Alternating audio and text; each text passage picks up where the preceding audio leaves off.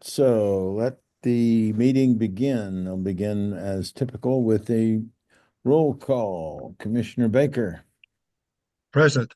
Commissioner Bluestone, Here. Commissioner Castillo, Here. Commissioner Klingman, Here. Commissioner McMillan, Here. Commissioner Villanueva, Here. and the chair is present. Roll call is complete. Is there a motion and a second to approve the agenda? So move. Second. Second. Thank you. It's been moved and seconded. Is there any discussion? Hearing none, is there any objection to approval of the agenda? Then the agenda is hereby approved. Next is on to the matter of the approval of the minutes of our last meeting, which was held December 13th of 2024. Is there a motion and a second to approve? Move to approve. And I second. Thank you. It's been moved and seconded to approve the minutes of the December 13th, 24 meeting. Is there any objection to that? In that case, the minutes of the December 13th, 2024 commission meeting are approved. Now let's move on to the substantive portion of today's proceedings. Item number 4, legislative update. Jeremy and Amelia. Thank you, Chair. Commissioners, I'll be brief since many of you are receiving daily legislative updates from the staff. And if you're following along with those, you're getting the day by day to where things are. But just an overview, we have one bill that we're mainly focused on that we're responsible for crafting. That's Senate Bill 248, and it's a bill to improve lobbyist expenditure reporting. And Amelia and Casey have been doing a great job kind of lobbying that bill. We're also working with some folks at Common Cause to lobby for that bill. And it's been introduced by Senator Pope, and we're hoping to see it in a Rules Committee hearing next week. But that remains to be seen. There's a few other bills that are floating around that both affect the commission's substantive statutes and the commission's authorities. So one bill that has made its way out of both Rules and Judiciary changes the Campaign Reporting Act in ways that the commission has advocated for years. And I'm optimistic to see that bill reaching the Senate floor, then going over to the House. I think that bill is likely to pass. There's a few other bills that expand the commission's authorities in certain ways that we're looking out for. One would give the commission some removal powers with the new Game and Fish department, or the commission, which will be called the Wildlife Commission, and the State Ethics Commission would have the authority to file civil removal proceedings in district court, as that bill is currently has been amended, and that would only be for instances of incompetence and malfeasance in office by future wildlife commissioners. So that's kind of a new kind of power that the commission would be granted, and that's kind of interesting to see that development. But yeah, for the commission to file removal proceedings against other appointed commissioners of other agencies. And then the other bill that passed out of Senate Tax last evening, it's a bill that was present 2 years ago, and it's kind of a sanctuary cities type bill. It's a bill that that creates violations for state employees to pass sensitive personal information, as the bill defines it, to federal immigration civil enforcement officials. And that bill creates an authority in the State Ethics Commission to enforce violations of that bill against state employees. And should that bill go through, I think that'll present some interesting questions for the commission and potentially some interesting constitutional issues. So that bill has made its way through the first Senate committee. It passed Senate Tax last night on an 8-2 vote. And so that's kind of the substantive areas of what we're monitoring. I'll ask Amelia to speak to anything else that I might have missed. And mainly my focus in the building right now is on our budget. And as it normally is in this time the year. And the HAFC, as they normally do, adopted the LFC recommendation, but we were able to persuade the LFC analysts to recommend an increase over and above the recommendation that was published in the budget book. And we're hoping to see that increase reflected in catch-up cleanup, which I think will either be this upcoming Saturday or the following Saturday. And we're working with some allies in the House and in the LFC to try to see some increases in our budget. So that's kind of the pointy end of my focus with the session. And Amelia, if there's anything else you'd like to add, you've been carrying the water up there for the commission. So thank you. No, I think you covered it well. Thanks, Jeremy. Hey, Jeremy, I have a question on the last two, which kind of go into the outside the margins of where we currently exist, that being with the Wildlife Commission and the sanctuary-ish, city-ish bill. Those look odd to me in that they're trying to confer jurisdiction for something they really probably don't want to confer, but nobody wants to touch either one of those issues. So why not give it to the Ethics Commission? You think there's something to that? I mean, those are very strange moves in my experience. So, Chair, Commissioners, they do to some extent fall outside of what's traditional for state ethics agencies that are responsible for enforcing disclosure provisions and conflict of interest provisions. The Ethics Commission is in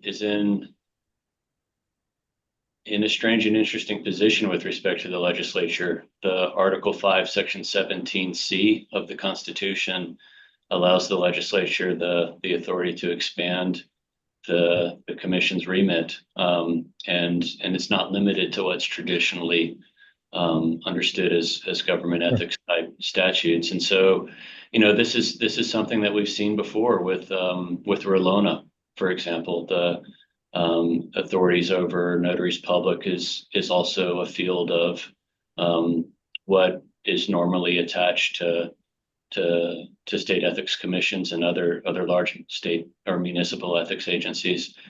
And the removal of the game or the wildlife commissioners would be, I guess, closer to the core mission, because those removal proceedings would be filed under a standard that's connected to misfeasance or malfeasance in office.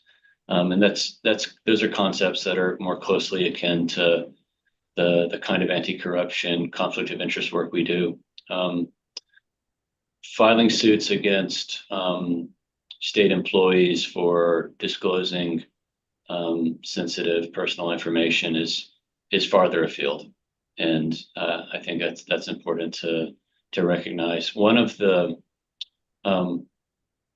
amendments that happened to that bill before it was introduced was to excise an amendment to Section 9 of the State Ethics Commission Act, which covers the kind of administrative jurisdiction the commission has in administrative cases.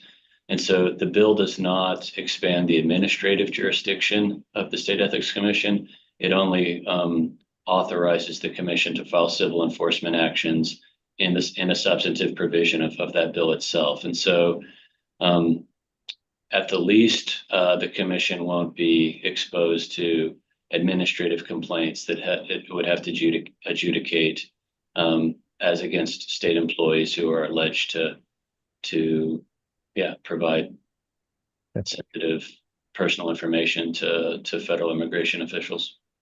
Okay, thanks, Jeremy. Does anybody else have any questions of either Amelia or Jeremy on legislative matters? Yeah, I do. Thank you, Judge. And I don't know if Amelia or Jeremy is better to answer it, but could either of you please explain the differences between our lobbyist disclosure bill and Senator Steinborn's, or I think he has a House member that's introduced it initially, and any discussions that have taken place with them and what you anticipate is going to be worked out, if any, compromise between our approach and that approach. Sure, Amelia, I'll take the first crack, and then if you could explain the details and the difference between the bills. So we have been in conversations with Senator Steinborn and Representative Silva. Amelia and I met with Senator Steinborn maybe 2 Thursday evenings ago in his office to discuss a collaborative approach on these bills and a kind of coordinated message. Their bill is either in House government either today or potentially tomorrow. It's kind of quite at the end of the list on today, and either Amelia or I will be speaking in favor of that bill on the House side today.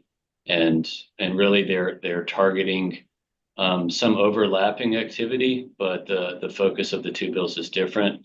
And Amelia, since you've been writing the bill analyses on these very recently, well, let me turn it over to you. No problem. I'll start by talking about our bill. Currently, lobbyists fill out expenditure reports 3 times a year, and the fields that are on that expenditure report are not all required. And so part of what our bill is requiring is making each of those fields required and then adding additional fields as well. And so our bill is really targeting expenditure reports and making the disclosure requirements of those expenditure reports more clearly stated and more demanding. The House bill, this is introducing a new report that lobbyists would fill out. And this report would be specifically about lobbying efforts. And so if a lobbyist is lobbying on behalf of a specific piece of legislation, then they would need to state that in this new report and indicate the position they take on the piece of legislation. And if their position ever changes during the session, then they would need to amend their report and submit it again. And so the main difference is that we're focused on 2 different reports. Theirs is largely about the specific type of legislation and subject matter of their efforts, and ours is largely tied to the expenditures that lobbyists are making. And could you comment on the discussions with Senator Steinborn and whether you're anticipating any compromise of the 2 bills merging together in any way, please? Jeremy, do you want to take that one? Sure. So without, I guess, revealing, too much of our legislative strategy in an open meeting, we did discuss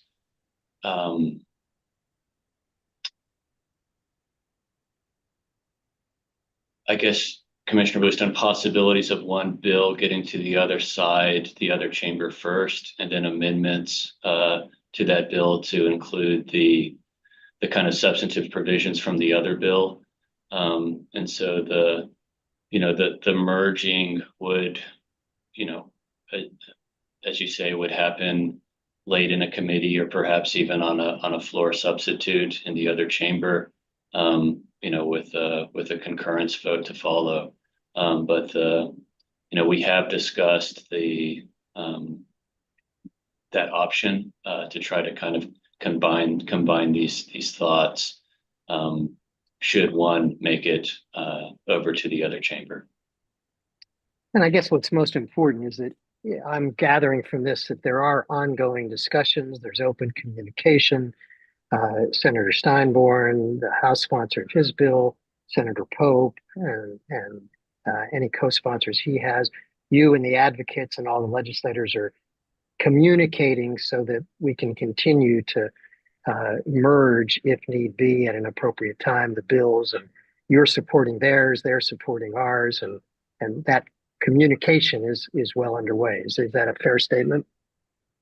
For sure. We're doing the work, and Amelia's putting in a lot of time in the building. We're present in the building nearly every day, and yes, those discussions about open communication and strategy are taking place. Great. Thank you. Thank you. Anyone else?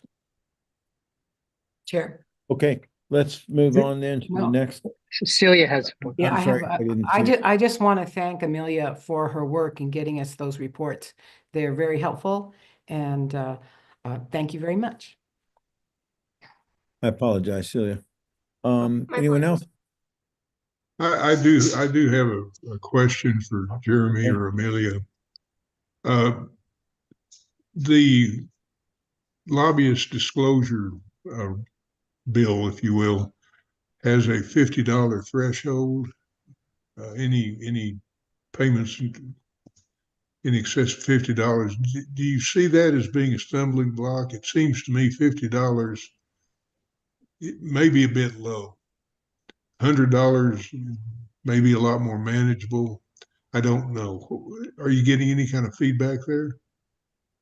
We have gotten quite a bit of feedback there, and intuitions on this range widely. You know, there are some jurisdictions that consider themselves a traditional cup of coffee jurisdiction where all expenditures have to be reported, and some of the members that normally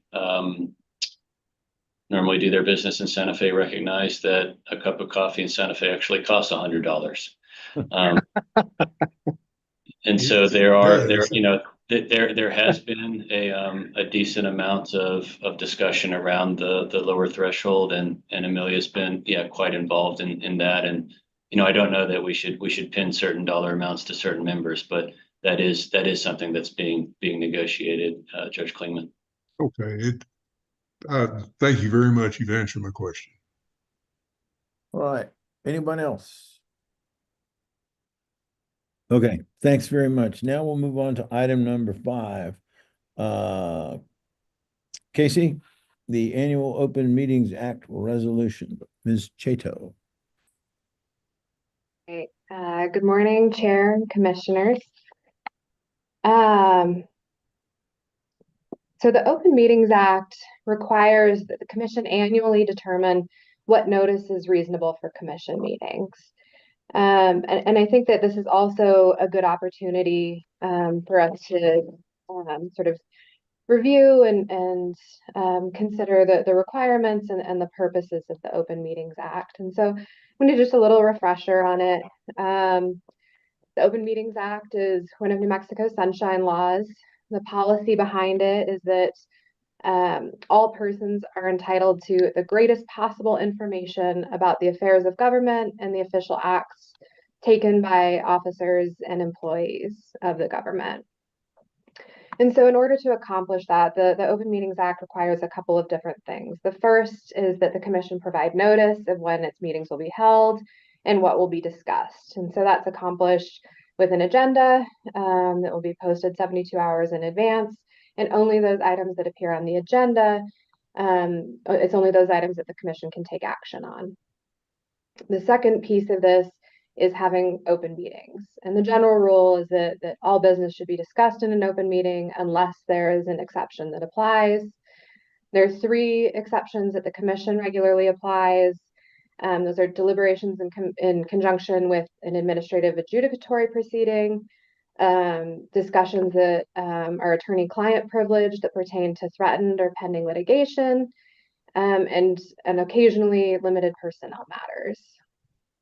The requirements for closing a meeting, the motion must state the authority for which the meeting is being closed and the subject matter of the meeting.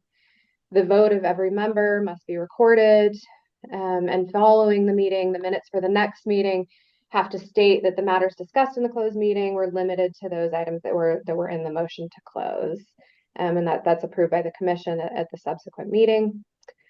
The notice that you have before you is the same that was adopted last year, and that provides that for regular meetings, there will be 10 days notice that the meeting will occur, and 72 hours beforehand, an agenda will be posted. For special meetings, that's a 72-hour, notice is posted 72 hours in advance. And on the off chance that there's an emergency meeting that needs to be held, that notice also will be posted on the website as soon as possible. Emergency meetings are only for unforeseen circumstances demanding immediate action to protect health, safety, and property, or funds of the commission. And so it's unlikely that that will be a subject for this commission, but it is in the notice. And with that, I will stand for any questions. Thank you, Casey. Looking around the virtual room here, anybody have any questions or discussion with Casey they'd like to bring up? I do, Chair. Go ahead. Okay, I guess my first question is on page 2. Well, I guess you'd see it on page 13 of our materials. How many days advance notice do we give for regular meetings? It's 10 days. Okay. Can you give me an example of a regular meeting other than the 2-month meeting? You know, again, I don't anticipate that that's something that would occur, but regular meetings for the commission are held every other month. But for example, if there's something happening on the administrative docket or in the litigation field that requires sort of more, the commission meet more regularly, that perhaps there might be a situation where the commission would want to meet every month for a couple of months or something like that.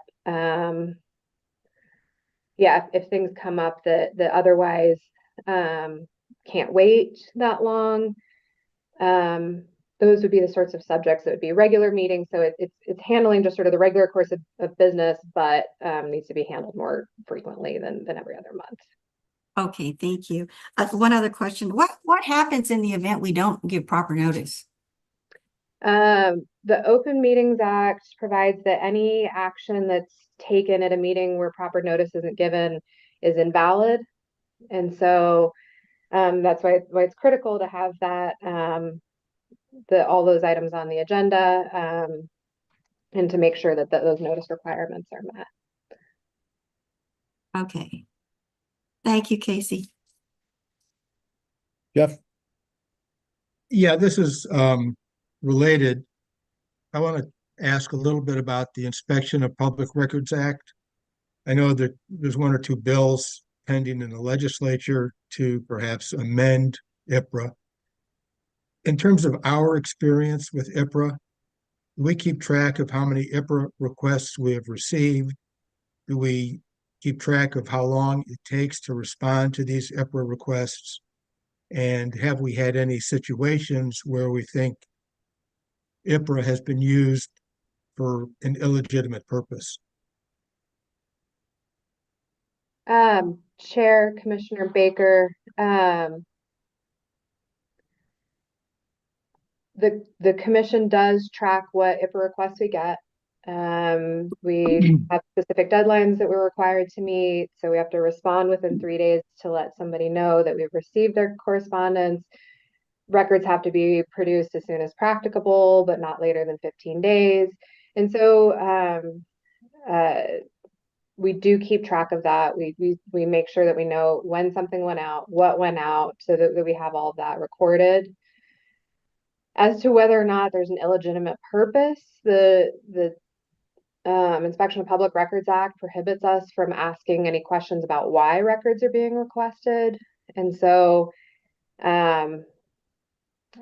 you know, beyond that, I don't quite know how to answer that question.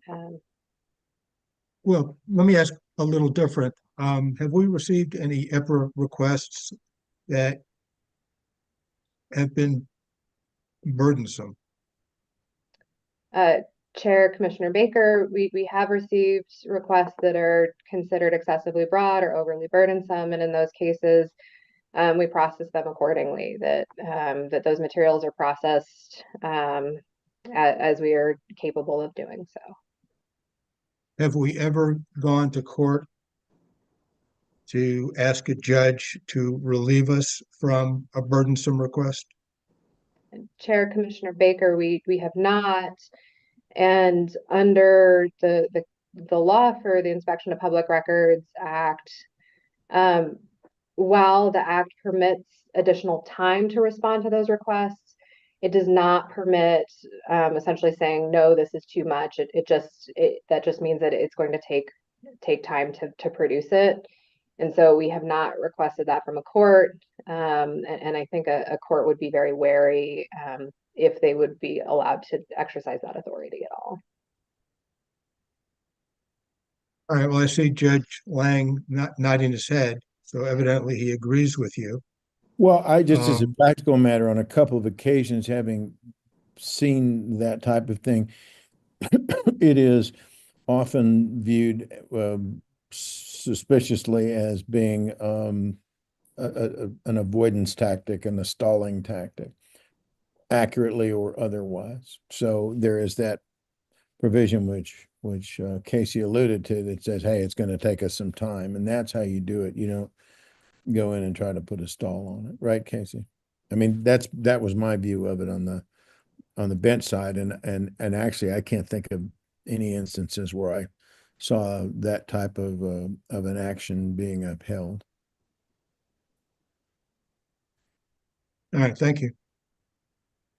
Anyone else? On the Move open- adoption of the resolution. Thank you. Is there a second?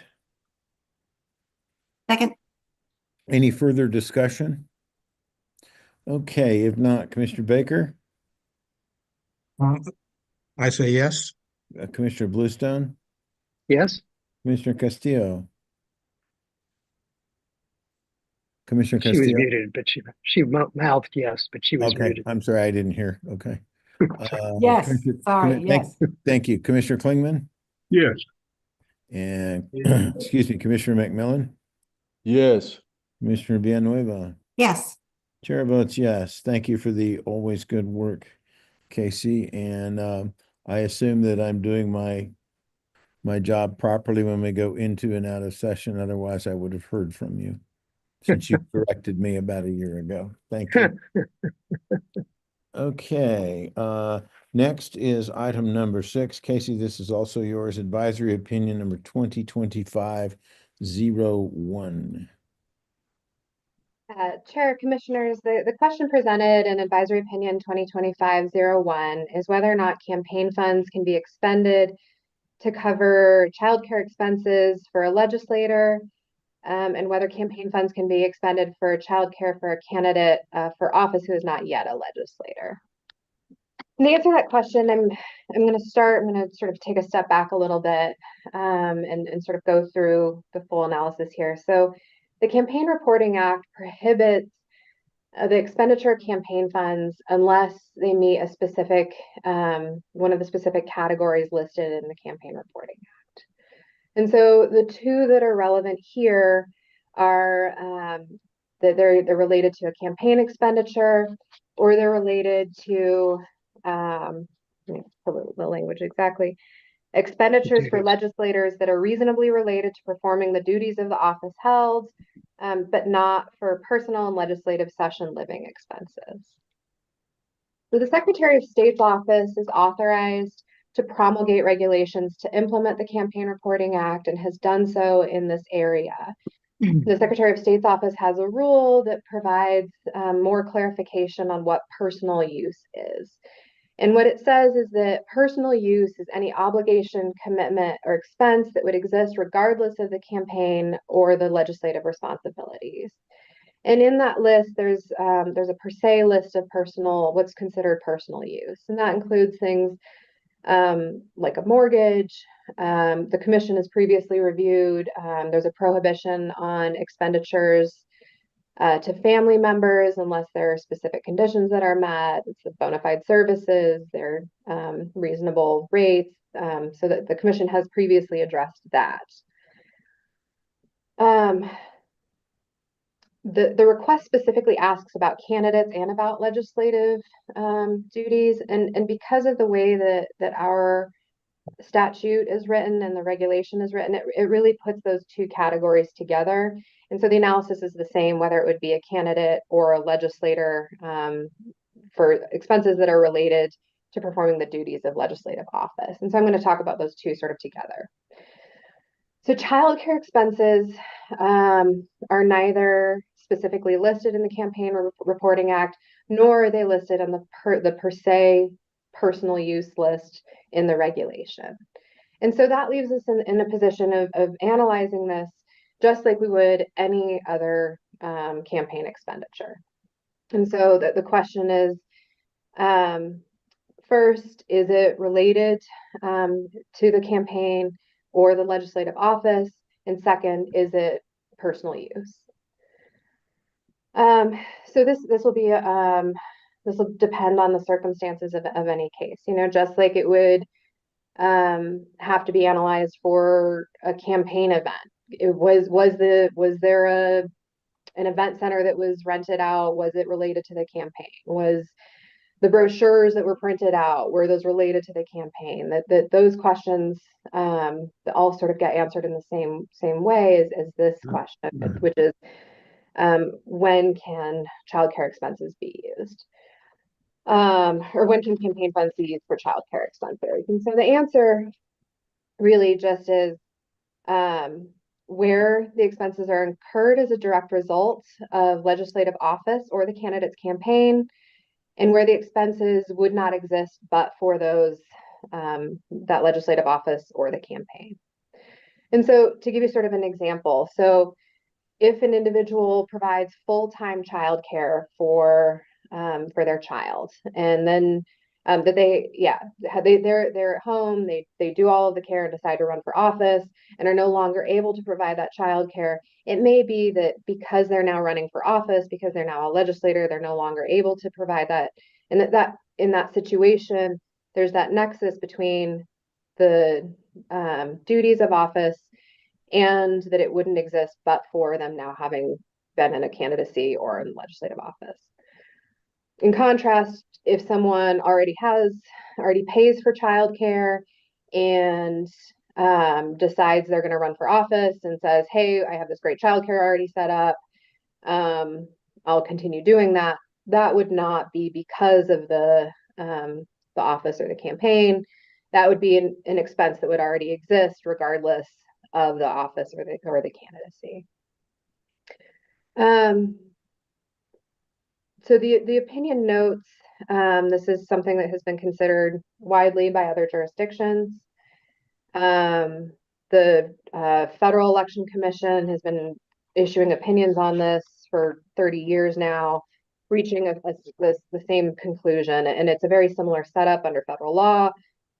The contributions can be expended so long as it's for the office or for campaign events, as long as it's not personal use. So there is a list of those Federal Election Commission cases, as well as other states that have similar setups in their campaign laws that have reached the same conclusion. I would also note that the opinion points out that this is something that the legislature could also do more explicitly, and there are states that have done so. But I would note that largely those statutes have the same test. Is it reasonably related to the campaign or the office? And the expenditure wouldn't have been incurred except for the campaign or the office. The legislature could explicitly say these are permissible. They could provide additional guardrails on it. There are some states that have done that, related to family members providing childcare, things like that. Or they could say childcare expenses are not permissible, but they haven't done that here. And so it's reviewed just as it would any other campaign expense. And a final note in the opinion makes some recommendations about how a candidate or a legislator can document the expenses to show that they're related to either the campaign or legislative office, that they're reasonable, getting quotes, looking at rates, in case there are any questions that are raised on whether or not those were permissible expenditures. And so the conclusion is that yes, a legislator or candidate for legislative office may use campaign funds to pay for childcare expenses where the legislator or candidate incurs the childcare expenses as a direct result of the specific duties of legislative office or of a campaign, where the expenses are reasonably related to performing the duties of office or the campaign, and the expenses would not exist but for the legislator's office or the candidate's campaign. As a last note, after speaking with Commissioner Villanueva, as a clarifying matter, I would propose just a slight revision in the way that the questions are presented and the answers are given. That currently it breaks down numbers 1 and number 2. The first question is, can campaign funds be used by a legislator to cover childcare expenses? Question 2, if yes, are there only specific situations when this would be allowed? And I recommend condensing those two down because the answer presented is, yes, a legislator is permitted to use campaign funds to pay for childcare expenses in the narrow circumstances where, and then explains those circumstances. And so the answer to 1 already answers both what is laid out currently is both 1 and 2. And so I would just recommend condensing that down into question 1 as a 2-part question, and then removing what is currently listed as answer number 2, because that is already included as answer number 1. Are they permitted to, and in what circumstances? Yes, they are permitted to in these circumstances. And so, Chair, Commissioners, with that, I will stand for any questions. Thank you. Is there a motion and a second to adopt the advisory opinion with the edits suggested by its author? Move to adopt. Thank you. There's a motion and a second. Any discussion? Yes. Yeah. First of all, it's excellent. Really appreciate the research and the analysis, Casey. Good job. Very good job. It didn't occur to me until now, as you were explaining it, to ask this question. The statute in New Mexico is written in terms of the candidate and that the allowance for using money is for duties of the office. But it seems like it's focused explicitly on legislators. And our Campaign Reporting Act, of course, covers the governor, the attorney general, all the other statewide offices, and others. The reasoning would seem to me to apply to all of them as well. But what are your thoughts about whether the governor and all other office holders who are covered in offices in the Campaign Reporting Act could also use their campaign funds as long as they were reasonably related to the duties of their office and not just legislators? Or do you think that would need an amendment in the statute to allow it? Chair, Commissioner Lang, the language of the Campaign Reporting Act narrows it to only legislators. The specific exception is expenditures of legislators that are reasonably related to performing the duties of the office held. So it's by its own terms, it's narrowed to the legislators. And so, of course, that is something that the legislature could consider and modify. But as it's written, this would only apply to legislators for their office duties. So your view would be that if the governor or the attorney general or the land commissioner or even county commissioners wanted to use their campaign funds for such things as child care expenses, that they would not be allowed to do so unless the statute were amended. Is that what you're saying? So Chair, Commissioner Bluestone, as it relates to office holders, yes, unless there's some exception that would apply, and I'm not aware of any that would apply to any of those other offices, this would only apply to legislators because that is the exception in the Campaign Reporting Act.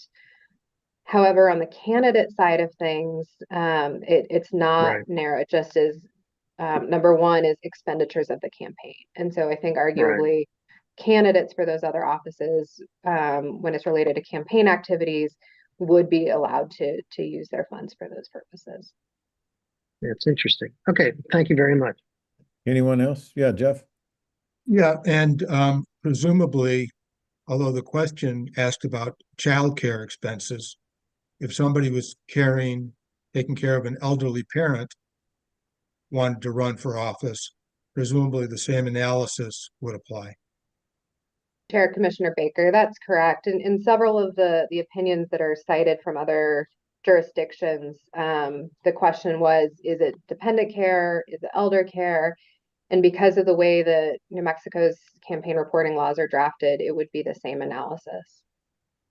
Thank you. Anyone else? You know, just what Stuart's question made me think of too. What Stuart is describing are also salaried positions, whereas legislators are not. And so that part of a distinction, if there were further legislative changes down the road, I suspect that may be part of that discussion. But at any rate, thank you again for your, again, usual great work, Casey. And is there being no further discussion, motions on the table? Commissioner Baker, I say yes. Commissioner Bluestone, Yes, Commissioner Castillo, Yes. Commissioner Klingman, Yes. Commissioner McMillan, Yes. Mr. Villanueva. Yes. Chair votes yes. The advisory opinion is adopted. Let it issue. Thank you again, Casey. All right, now Chair will entertain a motion and a second to go into executive session pursuant to NMSA 1015-1 H3 and 1015-1 H7 to discuss matters identified in sections 6, 7, and 8 of the agenda. Oh, wait a minute, what are we on? We are items number 7 and 8 on the agenda, I'm sorry. And is there such a motion in the second? so So moved. Okay, any discussion? Commissioner Baker, Yes. Commissioner Bluestone, Yes, Commissioner Castillo, Yes. Commissioner Klingman, Yes. Commissioner McMillan, Yes. Mr. Villanueva, Yes. and Chair votes yes. Thank you. We'll give Amelia time to reset everybody and join your breakout room, please.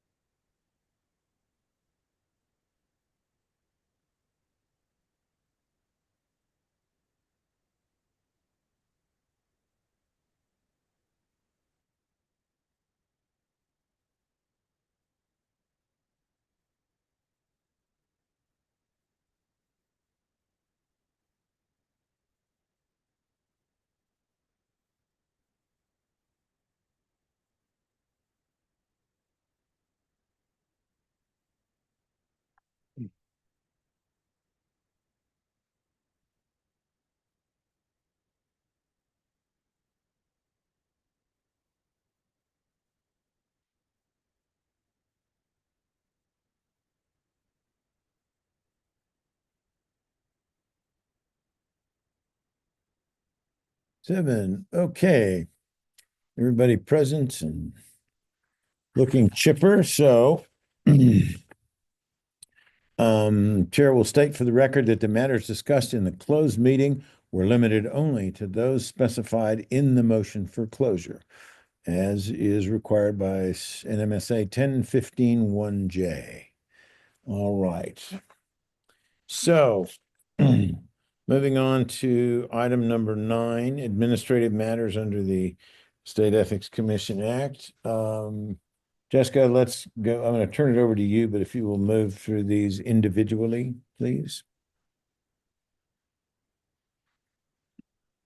I think she's trying to get there, Judge. Oh, okay. Apologize, I'm coming. That's all right. I hear you.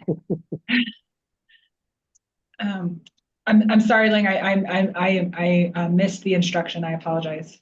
That's okay. We are now on record in the open session, and I'm turning the floor over to you to go through Oh, yes. enumerated in section 9 for our Understood. discussion. 9, you starting with A and going on individually thereafter. Understood. Thank you, Chair. Chair, members of the commission, as to administrative complaint number 2024-36, I'm seeking a motion to approve a settlement agreement in this matter. Okay, there's a motion and a second, as you just heard. Or no, is there a motion and a second? So moved. Second. Second. Thank you. Moved and seconded. Any discussion? Hearing none. Commissioner Baker, Yes. Commissioner Bluestone, No, and I'd like to explain my vote. go right ahead, sir. I vote no because I would prefer that any such settlement include a requirement for recusal by the Commissioner McWilliams, not only on the final vote of the proposed rule, but on any deliberations leading up to it, in addition to the disclosure that she's willing to make. Okay, Commissioner Castillo, Yes. Commissioner Klingman, I'm sorry, Klingman. Yes, You're easy to miss, Gary. there you go. Commissioner McMillan, Yes. Commissioner Villanueva, Yes. and the chair votes yes, the motion carries. The next matter is 9B. Jessica? Chair, members of the commission, as to administrative complaint 2024-80, I am seeking a motion and order approving settlement agreement in this case. Okay, is there a motion and a second? So moved. Second. Hey, Thank you. There's a motion and a second. Any discussion? Hearing none. Commissioner Baker, Yes. Commissioner Bluestone, Yes. Commissioner Castillo, Yes. Commissioner Klingman, yes, Mr. McMillan, Yes. Commissioner Villanueva. Yes. Chair votes yes, motion carries. 9C. Chair, members of the commission, administrative complaint number 2024-84, I am seeking a motion and order dismissing this matter for lack of jurisdiction. Okay, is there a motion and a second? So motion, moved. Thank you. Any discussion? Hearing none. Commissioner Baker, Yes. Commissioner Bluestone, No, and I'd like to explain my vote. please do. I would prefer not to dismiss this matter until we, as a commission, would do at least some investigation as to whether there was a possible Governmental Conduct Act violation by the district attorney in refusing to prosecute these police officers who were found to have lied and falsified the search warrant. Thank you. Commissioner Klingman? Castillo, I'm sorry. Yes. Commissioner Klingman, yes, Commissioner McMillan, Yes. Commissioner Villanueva, Yes. and the chair votes yes. 9D. Chair, members of the commission, in administrative complaint number 2024-85, I am seeking a motion approving this dismissing this matter for lack of jurisdiction. Is there a motion and a second? motion, So moved. Thank you. Moved and seconded. Any discussion? Hearing none. Commissioner Baker, Yes. Commissioner Bluestone, Yes. Commissioner Klingman, Yes. Commissioner, I'm sorry, Castillo, Yes. Commissioner McMillan, Yes. Commissioner Villanueva, Yes. chair votes yes. Motion carries. 9E, Chair, members of the commission, in administrative complaint number 2024-86, I am seeking a motion approving a dismissal in this matter for voluntary compliance under the Lobbyist Regulation Act. motion and second. So moved. Second. Thank you. Any discussion? Hearing none. Commissioner Baker, Yes. Commissioner Bluestone, Yes. Commissioner Castillo, Yes. Commissioner Klingman, Yes. Commissioner McMillan, Yes. Commissioner Villanueva, Yes. chair votes yes. Thank you. 9F, Chair, members of the commission, as to administrative complaint number 2024-87, I am seeking a motion dismissing this matter for lack of jurisdiction. okay, motion and second. So move. Second. Any discussion? Hearing none. Commissioner Baker, Yes. Commissioner Bluestone, Yes. Commissioner Castillo, Yes. Commissioner Klingman, Yes. Commissioner McMillan, Yes. Commissioner Villanueva, Yes. chair votes yes, motion carries. Thank you. G, Chair, members of the commission, as to administrative complaint number 2024-88, I am seeking a motion dismissing this and approving an order of dismissal in this case for lack of jurisdiction. okay. Is there a motion second? So moved. Second. Thanks. Moved and seconded. Any discussion? Hearing none. Commissioner Baker, Yes. Commissioner Bluestone, Yes. Commissioner Castillo, Yes. Commissioner Klingman, Yes. Commissioner McMillan, Yes. Commissioner Villanueva, Yes. chair votes yes. Thank you. 9G carries. Dismissed. H, Chair, members of the commission, as to administrative complaint number 2024-89, I am seeking a motion approving an order for dismissal for lack of jurisdiction. thank you. Is there a motion and a second? So Motion. moved. Thank you. Moved and seconded. Any discussion? Hearing none. Commissioner Baker, Yes. Commissioner Bluestone, Yes. Commissioner Castillo, Yes. Commissioner Klingman, Yes. Commissioner McMillan, Yes. Commissioner Villanueva, Yes. chair votes yes, motion carries. I, Chair, members of the commission, as to administrative complaint number 2024-90, I am seeking a motion approving an order of dismissal for lack of jurisdiction. thank you. Is there a motion and a second? So Motion. Thank you. Moved and seconded. Any discussion? Hearing none. Commissioner Baker, Yes. Commissioner Bluestone, Yes. Commissioner Castillo, Yes. Commissioner Klingman, Yes. Commissioner McMillan, Yes. Commissioner Villanueva, Yes. and the chair votes yes. Motion carries. J, Chair, members of the commission, as to administrative complaint number 2024-91, I'm seeking a motion approving an order of dismissal for lack of jurisdiction in this matter. okay, is there a motion and a second? So moved. Second. It's moved and seconded. Any discussion? Hearing none. Commissioner Baker, Yes. Commissioner Bluestone, No. Commissioner Castillo, No. well, the motion will fail because of our unique rule, but I'm gonna, if I continue the roll call vote, I think it's probably best to have that. on Please the- do. Yeah, I would prefer, I was thinking aloud. Thank you for the backup. Commissioner Klingman, Yes. Commissioner McMillan, I vote yes. Commissioner Villanueva, Yes. and the chair votes yes, but the motion fails as there were not two registered Democrats who voted in favor of it, and therefore pursuant to the commission's unique rules, the motion dies. And so the matter will move forward to investigation for probable cause. Exactly. K, Chair, members of the commission, as to administrative complaint number 2024-92, I am seeking a motion approving an order of dismissal for lack of jurisdiction.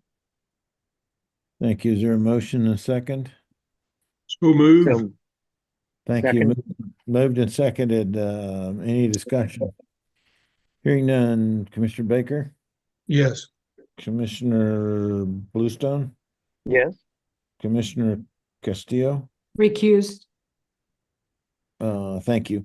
And Commissioner Klingman, Yes. Commissioner McMillan, Yes. Commissioner Villanueva, Yes. chair votes yes. Noting the recusal of Commissioner Castillo, the vote carries 6-0. L, Chair, members of the commission, as to administrative complaint number 2024-93, I'm seeking a motion approving an order for dismissal for lack of jurisdiction, excuse me. thank you. I will also note your recusal on this matter, Commissioner Castillo. Thank you. Thank you. Commissioner Baker, Yes. Commissioner Bluestone, yes, Commissioner Klingman, Yes. Commissioner McMillan, Yes. Commissioner Villanueva. Yes. Chair votes yes. 6-0, the motion carries with the recusal of Commissioner Castillo. M, Chair, members of the commission, as to administrative complaint number 2025-01, I am seeking a motion to approve an order of dismissal for lack of jurisdiction. thank you. Is there a motion, a second? Yes. So moved. Thank you. It's a motion, it's been moved and seconded. Any discussion? Hearing none. Commissioner Baker, Yes. Commissioner Bluestone, yes, Commissioner Castillo, Yes. Commissioner Klingman, Yes. Commissioner McMillan, Yes. Commissioner Villanueva. Yes. Chair votes yes, motion carries. And lastly, item number 9N, Jessica. Chair, members of the commission, as to administrative complaint number 2025-03, I'm seeking a motion approving an order of dismissal for lack of jurisdiction. Thank you. I will note Commissioner Baker's recusal. And is there a motion, a second? Mr. Chairman, I move that we adopt this order and include a referral to an appropriate law enforcement agency to investigate further. Is there a second to that motion? I second. Thank you. It's been moved and seconded. Any further discussion? Hearing none. Commissioner Bluestone, Yes, Commissioner Castillo, Yes. Commissioner Klingman, Yes. Commissioner McMillan, Yes. Commissioner Villanueva, Yes. and the chair votes yes. So the motion to approve the dismissal order as amended is approved. Thank you. The next item is authorization of civil action, item 10, Jeremy. Chair, we're not asking for any authorizations today. Thank you. That's right. That's a standard item. Okay, I think that takes us to public comment, does it not? or discussion of next meeting first. Yeah, I wrote it down. I only have part of the printed agenda here, so yeah, that's right. That should go first. The next meeting is scheduled, next regular meeting is April 4th. Be on notice that there is a very likely event of a brief meeting that may be occasioned between now and then, but the next regularly scheduled meeting, if we continue on our trajectory, would be April 4th. Is that okay with everybody? Yes. Yes. Okay. Yes.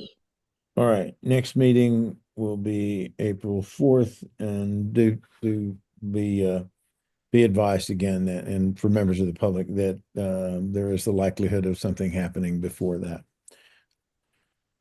that will occasion a meeting. Okay, next is the public comment section. Amelia? Thank you, Chair. We did not receive any written public comment in advance of this meeting.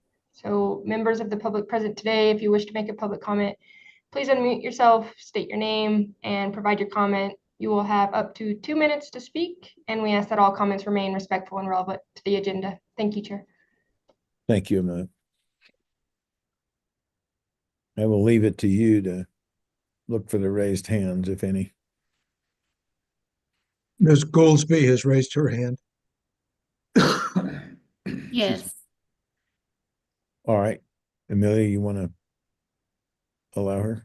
Please, Ms. Goldsby. Yes, thank you very much. Chair and commissioners, I appreciate all of the hard work that you do. I know that it is not easy task. Again, I want to reiterate my frustration, and I'm sure other people's frustration with the lack of jurisdiction. And I understand that there are jurisdictional issues, don't get me wrong. But when someone places a complaint before the Ethics Commission, they're searching for an answer. And if it is lack of jurisdiction within the Ethics Commission, I really appreciated the last motion where we had a referral to the appropriate law enforcement.